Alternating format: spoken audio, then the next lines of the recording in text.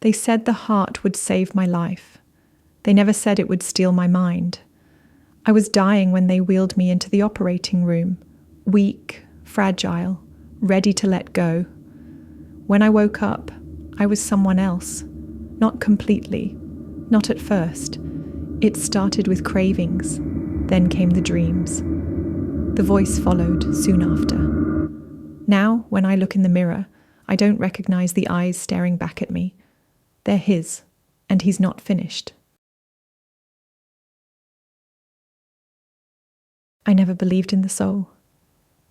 That probably sounds strange coming from someone who was so close to losing hers.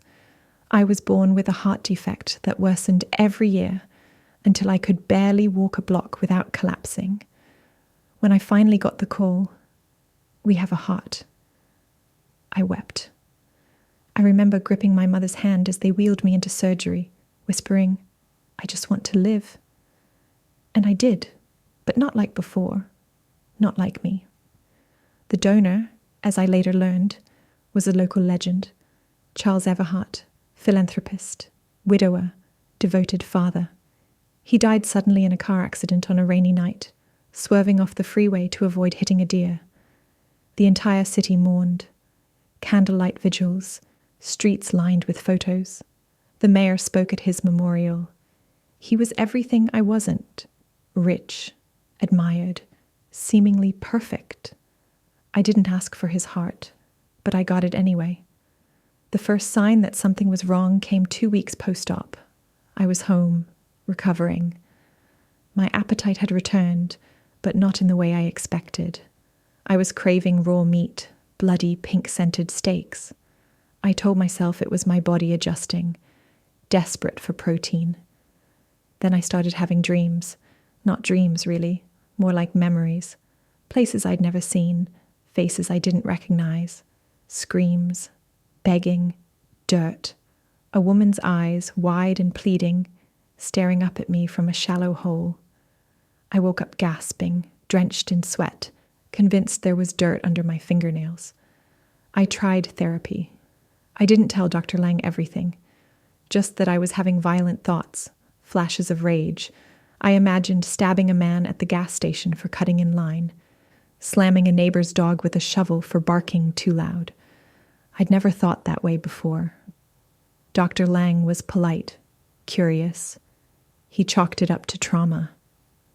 A displacement of identity common after life-changing surgery. He prescribed something to dull my thoughts. I flushed the pills after 2 days. They didn't silence the voice, because soon I heard it, clear as day. You don't belong to you anymore. It didn't speak constantly, just in moments of stress or hunger, or when I passed certain people on the street. I began to feel a pulsing in my chest whenever the voice stirred. Not pain, something darker, eager, hungry.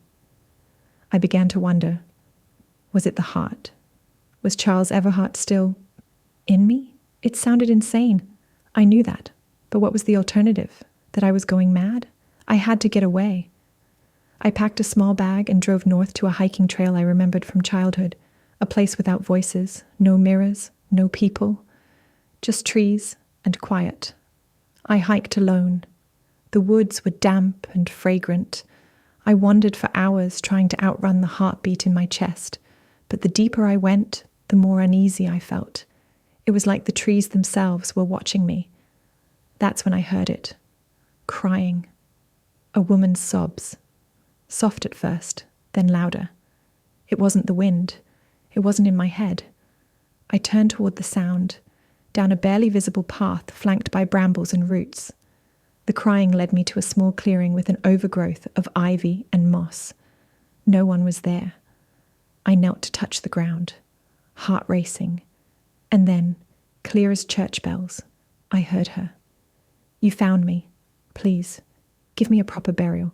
Tell my family I love them. I jerked my hand back. My breath hitched. That's when the other voice, the one I'd come to fear, screamed inside my head. A burst of white-hot rage. Images flashed before me like a film reel. The woman, maybe late 20s, blonde hair, dirty and matted, tied and gagged, crying in the back of a van, Charles Everhart driving. I saw him dig. I saw him smile. I saw him press the shovel down into her body, even after she stopped moving. I collapsed, vomiting onto the leaves. I reported the body the next morning. I told the police I had a feeling there was something there. I didn't tell them about the voice. They were skeptical, but when they dug, they found bones, clothing, jewelry. A missing woman, Maya Rains, gone for 3 years. Her parents had never stopped looking. The questions started immediately. How did you know she was there? Why were you in that area? Have you been involved in the case before? They treated me like a suspect. I understood why, but I had no answers I could give without sounding delusional. So I told them everything. I told them about the transplant, about Charles Everhart, about the dreams, the voice, the memories that didn't belong to me. I expected to be locked up. Instead, the lead detective, Ramirez, stared at me with a strange mixture of horror and sympathy. You're not the first person to say something about him, she admitted. We've had tips before, nothing concrete, not until now. They searched his property, an estate on the outskirts of the city, meticulously organized. Nothing out of place. But in the basement, hidden behind a false wall, they found boxes, each one labeled with a year. Inside, earrings, scarves, driver's licenses, photographs, a child's bracelet, a locket, 30 years of souvenirs, 30 years of secrets. The city was in shock. His charity work, the shelters he funded, the speeches, the lives he saved. It was all a mask. And somehow, through this twisted miracle of science and chance, I was the key to unmasking him. I started helping the police. Every time the voice whispered, I listened. Every time my chest burned with that awful eager beat, I followed it. And every time we found someone, sometimes bones, sometimes old, buried clothing, sometimes just the name of a town, a road, a memory that wasn't mine. People called me a medium, a psychic, a hero. I was none of those things, because with every discovery, the voice inside me grew louder, and the rage bled into me. It was no longer separate. I didn't just see his crimes. I felt the pleasure he got from them. I began to wonder, was I doing this to stop him, or because part of me liked it? I couldn't live like that. I tried to kill myself. Pills at first. But my new heart was strong. It kept beating. Then I tried to overdose in a motel bathtub. I woke up in a hospital with my mother crying beside me. You've done so much good, she sobbed. You saved those women. You saved their families. You saved all of us. But I didn't feel like a savior. I felt like a ticking time bomb. I had one last task. One final name came to me. Her name was Elise Dawkins, a college student, vanished in 2002. I drove to a remote field outside of town. The voice guided me to a cluster of rocks near an old oak tree. I dug with my bare hands, found the bone, the ring, the last one. I called the police, gave them the location. Then I wrote a letter to Detective Ramirez. I don't know how long the heart will stay mine. I don't know how much of me is left, but I know that what he did cannot continue. If you find me, don't be surprised. Just know that I had to choose, his voice or silence.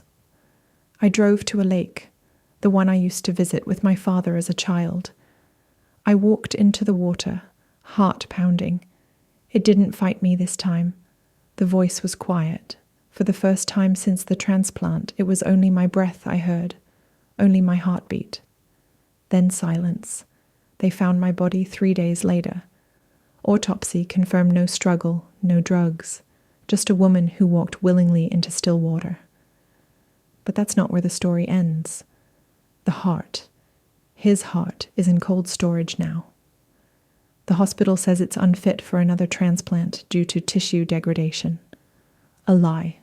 They're scared, and they should be, because I still see him sometimes. In dreams, in whispers, in the rustling of trees. The heart wants what it wants, and I made sure it can never take again.